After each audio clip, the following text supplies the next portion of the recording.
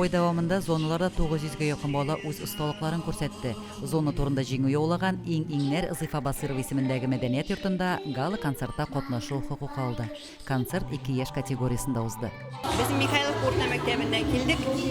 Безнең мәктәптә Радищук фольклор ансамбле эшли.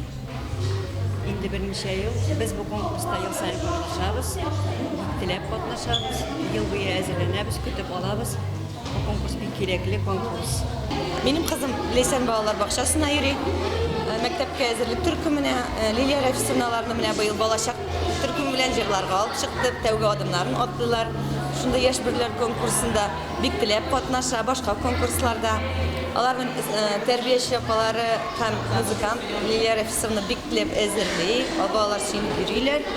3 сәгать дәвамында районыбызның яшь талантлары җыр бию сәнгатьле укулары белән томашачыларны сөендерде. Яшь бирләр фестивале районда быел 22нче мәртәбә үткәрелде. Фестивальнең төп үзенчәлеге ул бары тик Мөслим районында гына үткәрелә.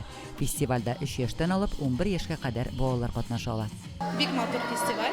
Без 2нче ел катнашам кызым белән. Күбәләк балалар бакчасында бик матур оештырган тәрбиячеләр, музыкаль тәрбиячеләренә бик зур рәхмәт. Нык матур. Балалар ачылып китәләр, үзләренә ошый биргә. Һәрвакыт шулай кайчан барабыз диләр. Мин бүген җиңмәгәйдем награждениеларга гына. Так мине тоже чыгардылар. Бит белән сөйләмәдем. Мин киләчәктә тагын киләчәкмен дә җиңәрмен.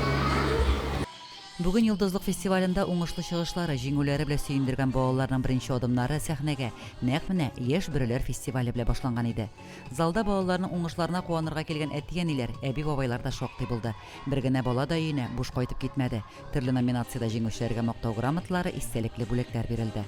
Районның яшь талантларын үстерү, яшь буынга патриотик тәрбия бирү, балаларда туган якка, халык җырларына, милли традицияләргә мәхәббәт тәрбияләү өчен бу чара ныклы фундамент булып тора. Лилия Шәймиева, Динар Нурутдинов, Мөслим телевидениесе.